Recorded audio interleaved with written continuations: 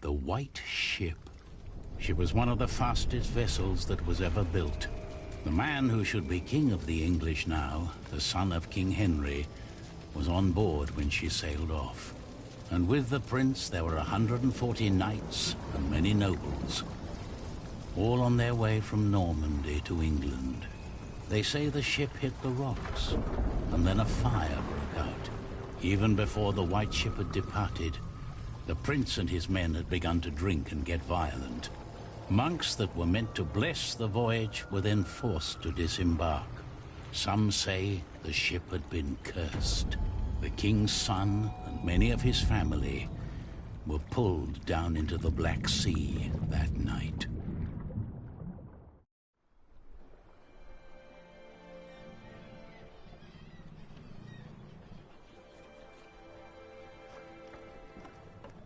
You're forgetting one important detail. Not only these monks, but also Stephen of Blois, the king's nephew, left the ship before it embarked. They say he got ill. That old rumor. The same Stephen who calls himself the King of the English now. What? That cannot be a coincidence. Yes, it can be. Of course he's king now. He survived. He is the king's nephew. What do you think, my lord? I think Stephen is a clever man. Clever enough to have his whole family perish. But why he would want to rule that godforsaken rock, I will never understand. What makes you say that? I love my country. Then why are you leaving? Well, because I want to see something new. I'll tell you what you're going to see. A proper country, where people know how to behave.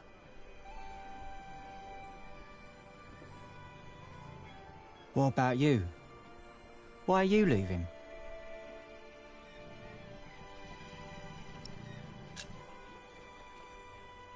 I had no reason to stay.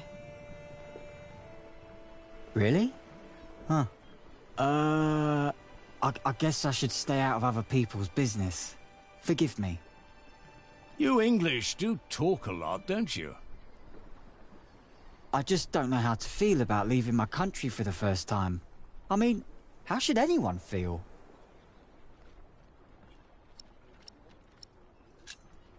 You'll see what happens. I don't know. Maybe I'm just running away.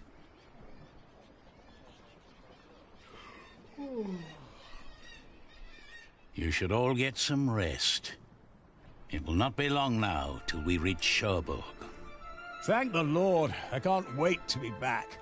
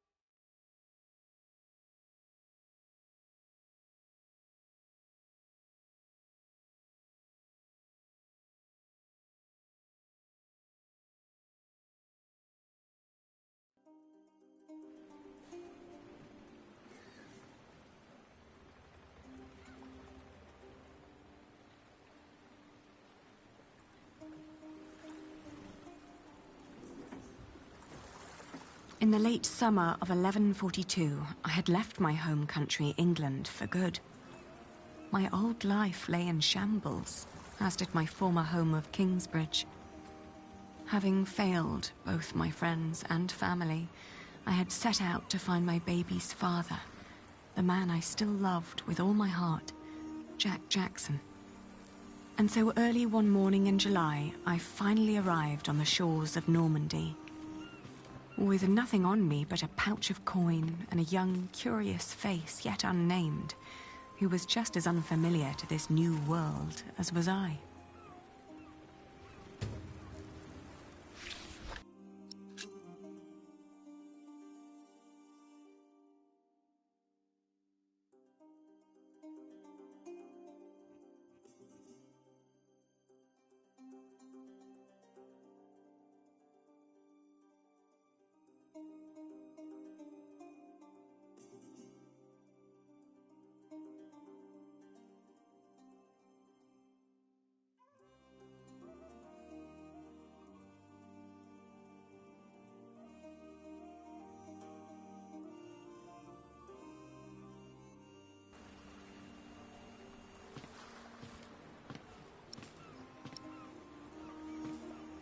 Where did you go, Jack? He just fell asleep. I don't want to leave it behind just like that.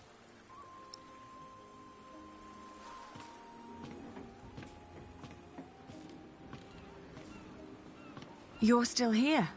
Oh, it's you. I'm just trying to get my feet used to good solid ground again. The last bit of our voyage wasn't exactly my pint of ale. I'm looking for someone. A red-haired mason called Jack Jackson. He came to France about a year ago or so. A fellow mason, great. Unfortunately, I wouldn't know a thing. After all, I just arrived here with you. I know, but should you meet someone like that on your journey, tell him Aliena of Shiring is looking for him. All right. Jack Jackson. I'll keep an eye out for you. Thank you.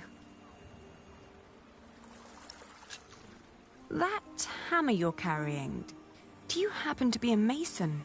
Actually, I am. You have a keen eye, mistress. I guess I just know a mason when I see one. To be honest, I haven't been one long. Just finished my apprenticeship in Salisbury. Before that, I used to shear sheep with my parents, but I guess that wasn't really for me. Father still hates me for leaving, though.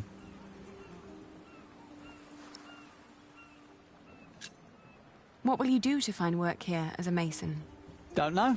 That's for me to find out. All I heard was that the wages are better over here. So you'll just travel from town to town and look for employment? Right.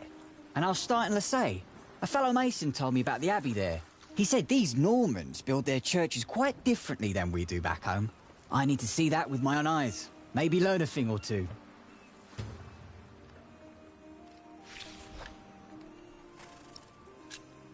Have a safe journey. Oh, thank...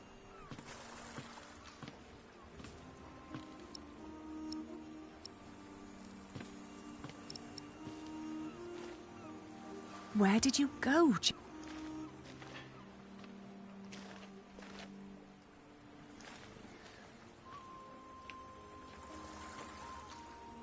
Have you seen a red-haired mason? He must have landed here sometime late last summer. Another ginger in Normandy? I wouldn't have noticed, even if he was carrying a hammer instead of a fishing rod. Maybe you should ask someone in Ps4. That's where all the travellers come through, the pilgrims and kings. Their lot rarely lands in Cherbourg, with the fortress passing back and forth between Stephen of Blois and Geoffrey of Anjou. Why you even came to Cherbourg in the first place baffles me. It was the earliest ship I could get. You must be in some hurry, madam. Let's just say I needed to get away before I changed my mind. Fine with me. Who am I to judge?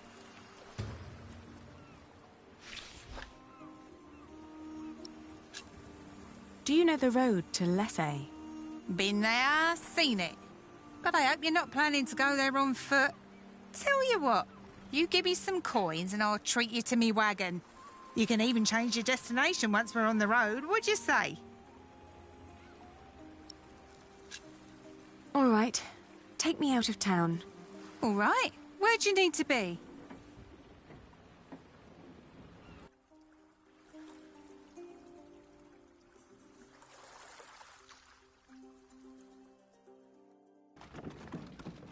Lesay was tiny, but as it turned out, worth the trip. In the small abbey church of the Trinity, I met a monk who claimed to have talked to a man fitting Jack's description. He'd been fascinated by the abbey's rib vaulting and had asked the monks countless questions about the place's construction. The monk apologized that he couldn't tell me where Jack had traveled next, but I didn't mind. I lay down to sleep on the floor of the abbey guest house and, for the first time in almost a year, I felt relief. As I drifted into sleep, I hugged our baby tight and whispered into his tiny pink ear, "We're going to find your daddy."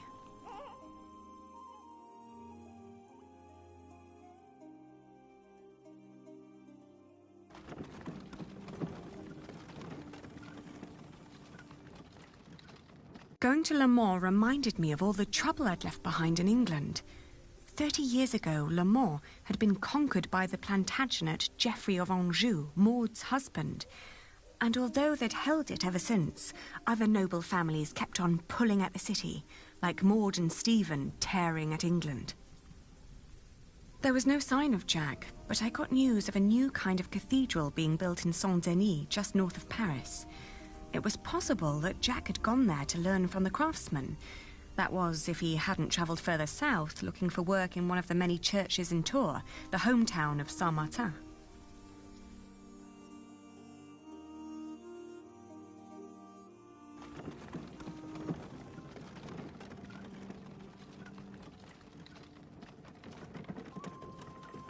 North of Paris, I visited the construction of the great cathedral of Saint-Denis.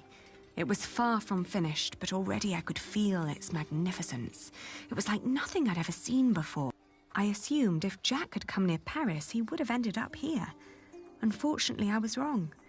No one among the army of masons raising the cathedral of Saint-Denis had known him. My stomach churned when I realized that my strenuous walk to Paris had been for naught.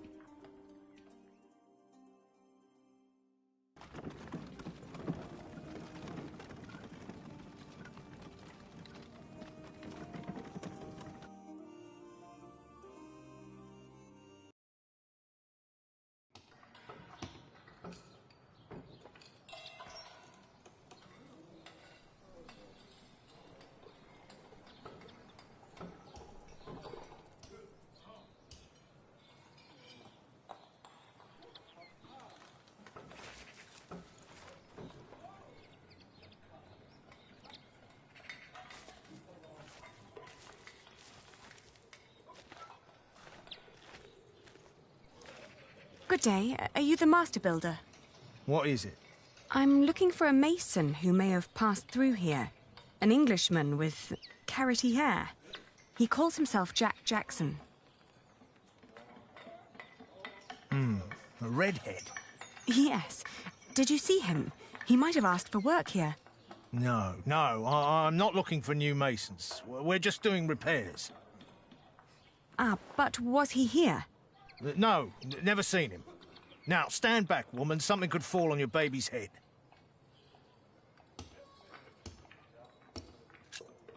Are there other construction sites around Tours? Well, yes. It's a big town. And where would an outsider most likely find a job? Dunno. Ask around.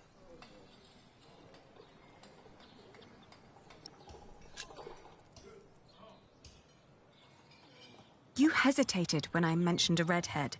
Are you sure you haven't seen him? Yes, I am sure. I was told he wanted to come here. Well, maybe he changed his mind. Are you sure you haven't seen him? I am. All right, he was here. Was working for me. But I had to throw him out after 2 or 3 days. Why? Because he was all want. Let me redesign the roof, let me make the nave lighter. All pretty ideas, but he never shut up long enough to do the work he was supposed to do. Shit, that man was almost as needy as my son when he was still a brat. He does know a lot about his craft. Well, I know Masons like him. They grow up gifted, but without a mote of discipline in their guts. Can't work with someone like that. Do you know where he went next? No idea. Maybe to Limoges or Angoulême. Maybe even to La Rochelle. Seemed to have plans for every cathedral on God's green earth, but none for himself. I understand. I'll leave you to it then. Bon voyage.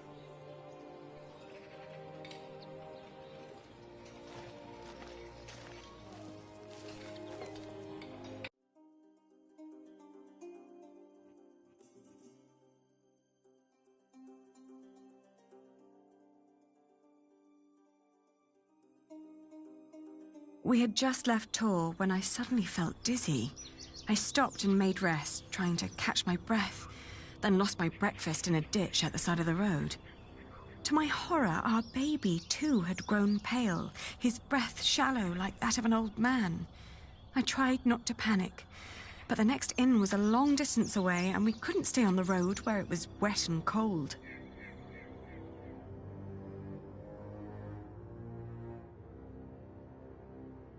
I managed to walk until the sun had fully risen before I keeled over. A knife merchant who'd been travelling behind me flagged down a coach heading back to Tours and haggled with the coachman to carry me back to an inn. Back in Tours, the fever got worse. I remember people carrying me into a room, laying me on a bed. I tried to feed my baby, but after that everything turned into a blur. When I awoke, Jack was standing next to my bed.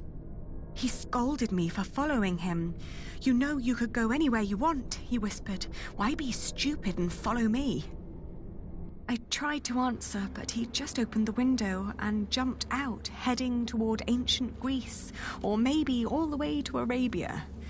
And in my feverish mind, I followed him.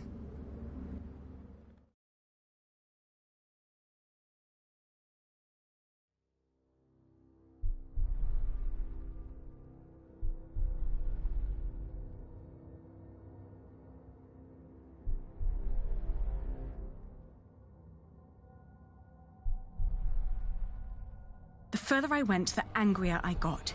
For years, I'd been fighting for my family. I'd committed myself to an oath to my father. I'd built up a business to sustain it and even married a man I despised so I could create a future for the people around me. I'd known nothing but my duty to the men in my life, while the man I was trying to find lived a life of casual irresponsibility. He travelled the world on a whim to learn about mathematics and philosophy, while I had to raise the child he'd fathered. When could I ever do anything just for myself?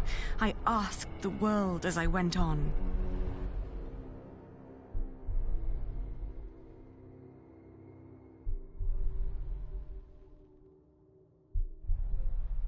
I'd travelled in a circle all the way to the edge of the world and back, only to return to the place of our failure. With my eyes closed, I listened to the sound of ripping yarn and crumbling walls, and of coaches carrying good people away into a cloud of crimson dust.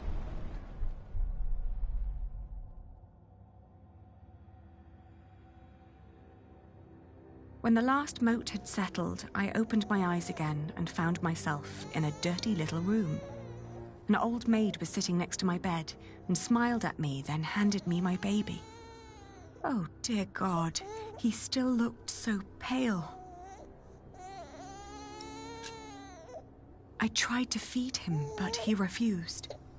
Oh, please, God, let him live. Don't punish him for my own sins. I gently caressed his head until finally he put his mouth to my breast and drank more and more, becoming greedier with every swallow. We had both been spared. We rested one more day. Then I gathered my things and headed back to the cathedral to thank the Lord for his mercy.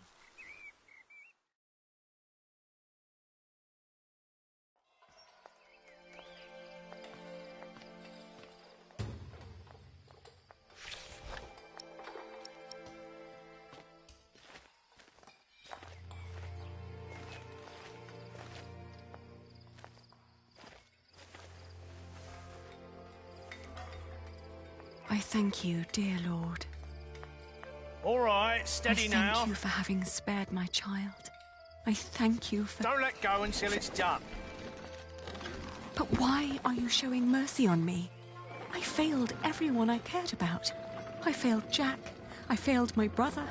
And if I never return, I would also break the oath I had given Father. It's just that I feel like I've never had a life of my own. I've always fought for others. And this may be the very first time that I fight for something that I only want for myself. Maybe I should just go back and help rebuild Kingsbridge. Maybe Jack doesn't even care for me anymore. Amen. Huh.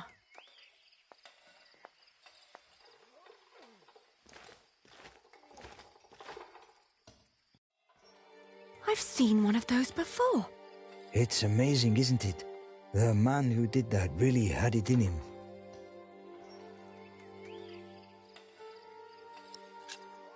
Had what in him? The spirit of a true Mason. It's a shame that the Master let him go. In just 1 month, he did so many things.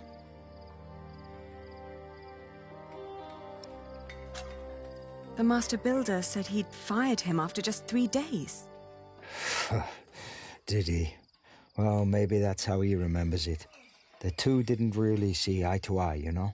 To tell you the truth, everyone thinks that he feared for his own job having someone like that around. The last thing Jack did was carve that corbel. It was the one thing the Master let him do. Then when he was done, he was asked to leave. It bears so much pain. I know. Jacques worked very hard on it. He was impatient and had a temper, but you could see that he tried to overcome it. Conquering that rock was very important to him. Oh, I understand that so well. Do you happen to know where he went next? He wanted to walk the pilgrim trail to Santiago de Compostela. The Camino? The Way of St. James? He said he might find someone there who knew his father. Just one more thing. How was he when he left? Never thought about that. Relieved, I guess. He seemed ready for something new. Thank you so much for your help.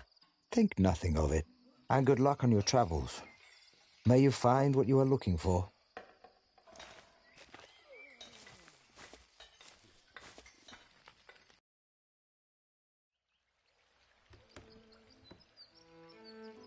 Isn't it odd? Just when you stop looking, you come across the most curious of things. Like these 3 devices that one of my merchants brought back from Baghdad. Oh no. Is it another one of your Banu Musa toys, Rashid? They're not toys, Adriel. They're objects of scholarly ingenuity and reflection. I will let my valued friend from the north do the honors.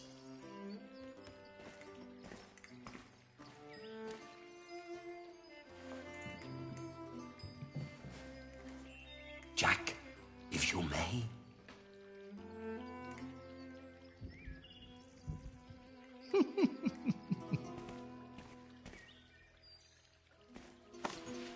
For one, let me draw your attention to the magnificent songbird on the table. And then to that wondrous donkey next to the entrance. And now? Now we need to add some water. Although, the most astounding thing of all stands right That's too between heavy. them. That statuette? Ha, precisely. But one thing at a time. Let us let Jack decide what to demonstrate first. This isn't part of the presentation. On second thought, why don't you save the lady for last? Otherwise, the other 2 devices might appear. I agree.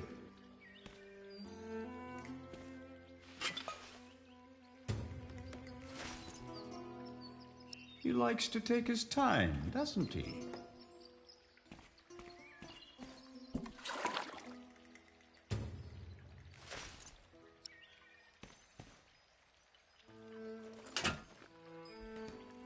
It's so beautiful it will make you cry. Just listen.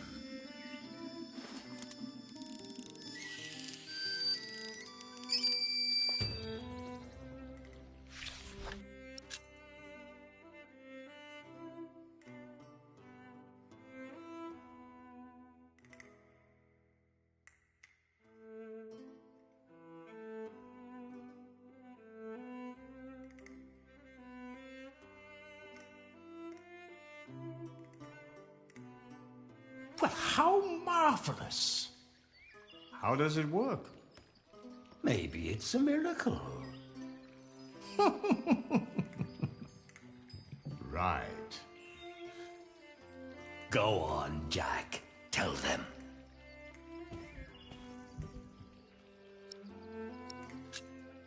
There's a hidden wheel inside the box. It turns an axle that in return raises and drops a sequence of small cylinders inside. These cylinders work like fingers playing a flute. But who is blowing into the flute? Steam. Steam? Yes. When I opened the pipe, it gradually pushed itself into the tube. The power of steam. For once, I must agree. This is brilliant. Of course! It was created by a Muslim after all. Let's not get ahead of ourselves. What else have you got, Rashid? Anyone care for some tea? Thank you, my daughter. We will have some as soon as Jack has finished our presentation. Mind if I watch? Of course not. So, who is this man, Rashid?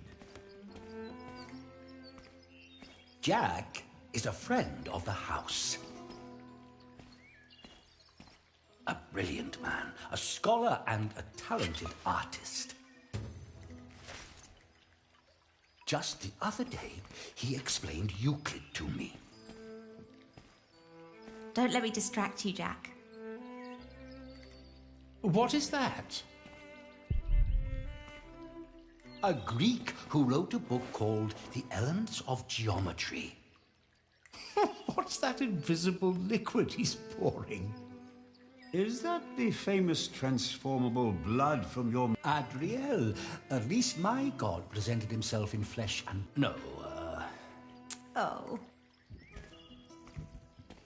The Egyptians translated it into Arabic, and now the Englishmen I are could turning watch it this into man Latin. scoop up water all... How very peculiar.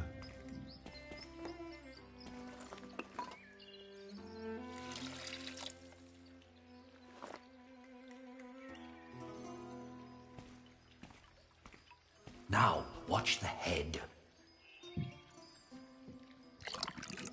Just any moment now.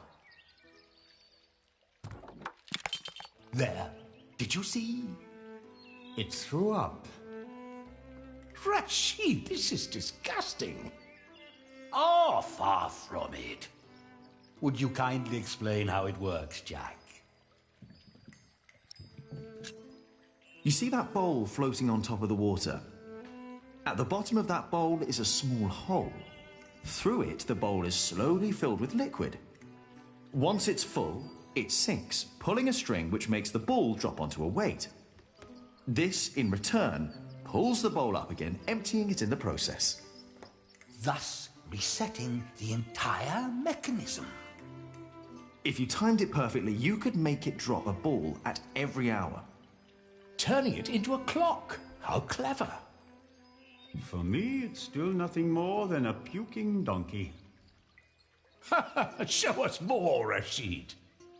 One could join those two and build a singing donkey clock. One song after every hour. That would be pretty clever. I know, right? You could be the one to build it. Oh, that would be unfair. It's your invention. I would could let you have it. Or we design it together.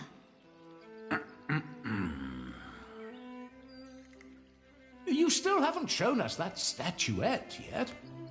Of course. Jack, if you may.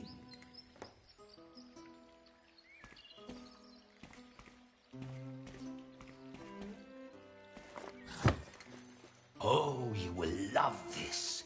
Just watch.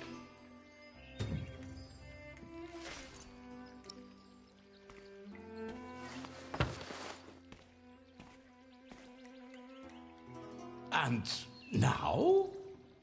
Just be patient, but don't look away. It takes some time for her to... To do what? Is it crying? Isn't that amazing? No, it's irritating. Rashid, what is going on?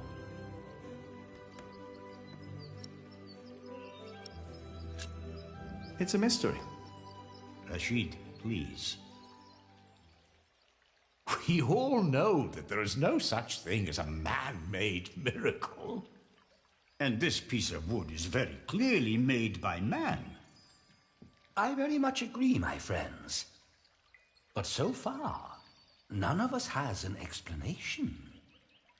All we know for certain is that her glassy eyes shed tears when you move her from warmth into cold. Like a plant at sunrise? Like dew? The only difference is the surface, that's all.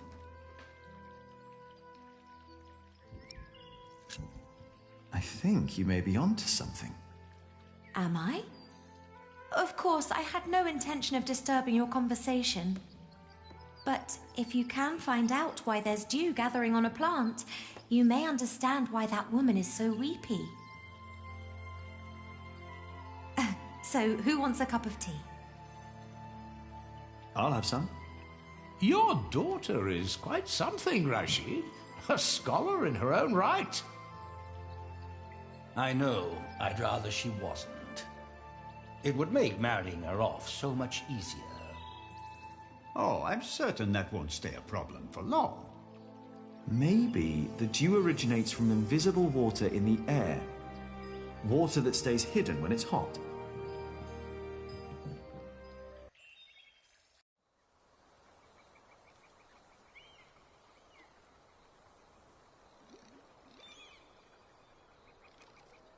The pilgrim trails across France converged at Osterbat in the foothills of the Pyrenees. There, the group of 20 or so pilgrims who had been travelling alongside me since I'd left Tours swelled to about 70. Some were prosperous citizens, some probably on the run from justice, a few drunks, and several monks and clergymen. Several languages were spoken, including Flemish, a German tongue, and a southern French language called Oc. Nevertheless, there was no lack of communication among them, and as we crossed the Pyrenees, they sang, played games, told stories, and in several cases had love affairs. While my baby and I kept mostly to ourselves.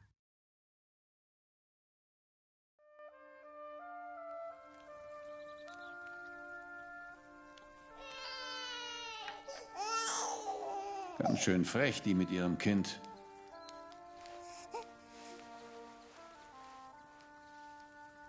Hush now, hm?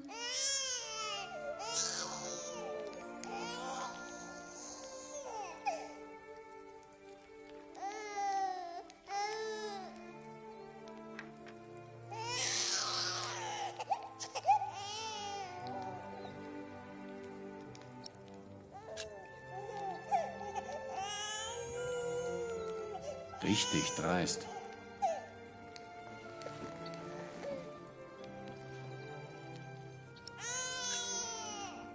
Kann ein Mann nicht einfach mal seine Ruhe haben?